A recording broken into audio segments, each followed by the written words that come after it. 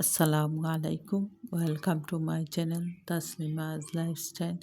আশা করি আপনারা সকল ভালো আছেন। আলহামদুলিল্লাহ আমিও ভালো আছি। বানাইমো সপ্তাহ দিয়া বাজি। আসলে কালারটা দেখতে সুন্দর লাগে, বাজে খাওয়ার চেয়ে কালারের দিকে সুন্দর লাগে। আর সপ্তাহ মিলাইয়া করলে বাজে আমার যাই পছন্দ লাগে, জানি না খাওয়া আছে আমার দেখাটা সুন্দর বেশি। তো আলু গাজর উড়ি লইলাম, এরপরে পেঁয়াজ কাটটা পেঁয়াজ একটু তেলও ভাজিলাম। আর সবজিরে বালাইটি দইয়া পরিষ্কার করে দইলাম, দিলাম ফুলকপি গাজর আলু আর উড়ি দিয়া সবজি করাম। আমার বেজালি হল তো তেন সবজিটা ভালো পান, ভাতের লগেও খাইতে ভালো পান, রুটি হইলে তো রুটি দিয়েও খাইতে পারবা।